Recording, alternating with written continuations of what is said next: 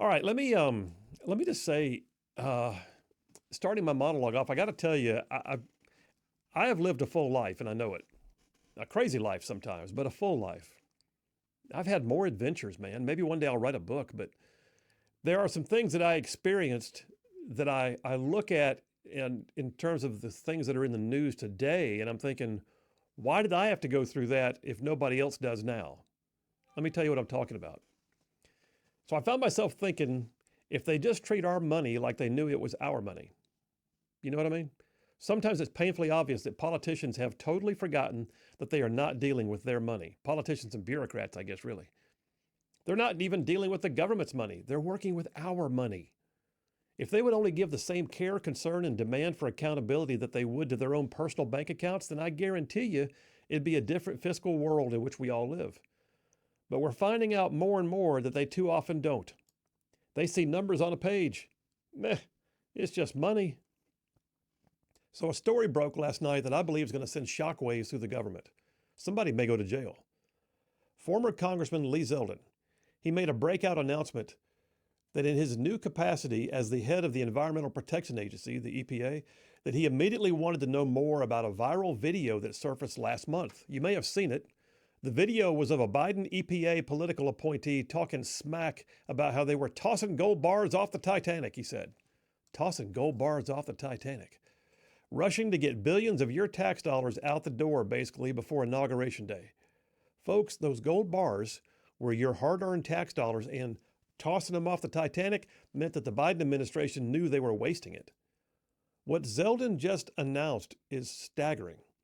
He has now discovered that over $20 billion, $20 billion with a B, $20 billion of EPA funds were cashed out and sent to an independent bank so that after Biden left office, his Green New Steel programs could continue to get funded. They didn't have the ability to write the check specifically while he still had the administration, so they just did a mass deposit into the bank to get the money out of the Trump administration's hands, so they could fund some of their pet projects through charitable organizations that support the Biden agenda later on. Basically, they created a $20 billion slush fund. Meh, it's just money, they said.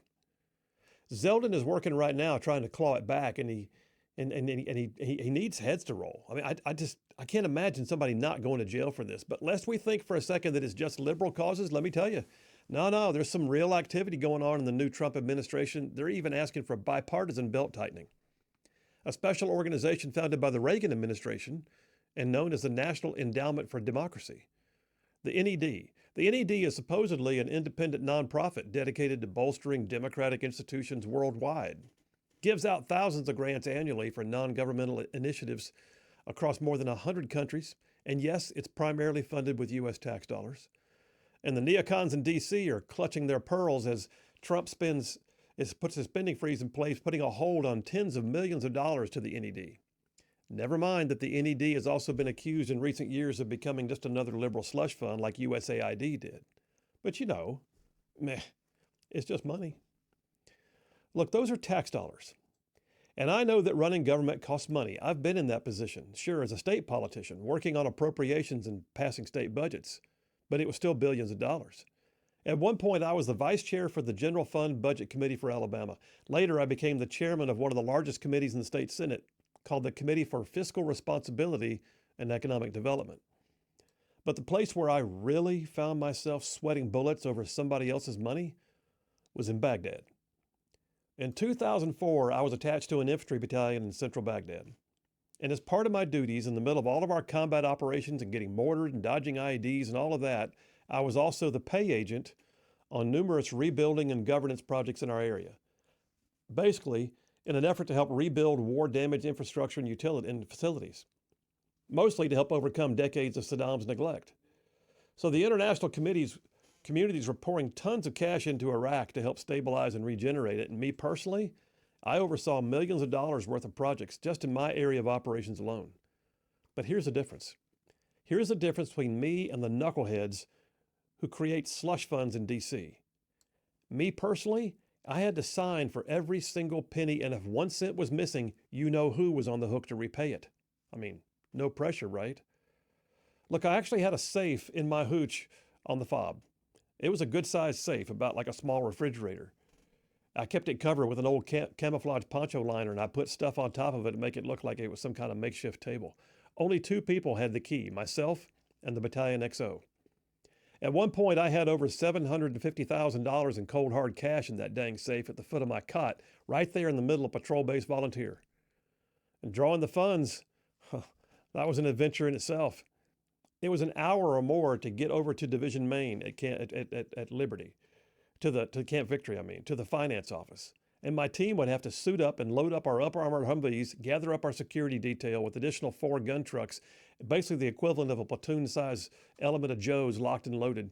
And I always carried this black bag. Put the money in it, right? One of our first such forays, I told the convoy security that, listen, if something happens to me, make dang sure somebody gets the black bag.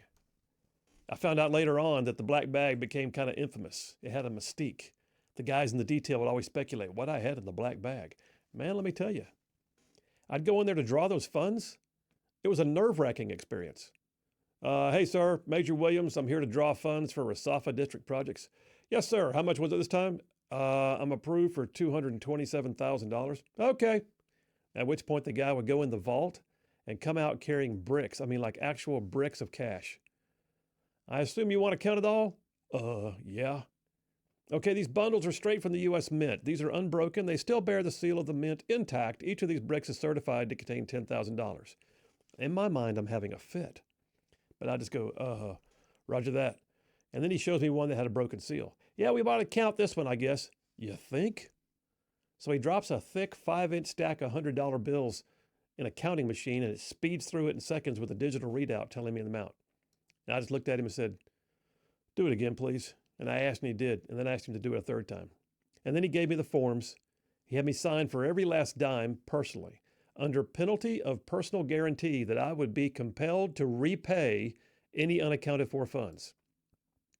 And then we get back to the fob with my bag full of money, the infamous black bag. I go straight to my hooch. I called one of my best men on the Motorola radios we carried, and I just used his nickname. I said, hey, Jokers, Chappie, it's time. Meet me down at the hooch. And he knew it, and he hated it.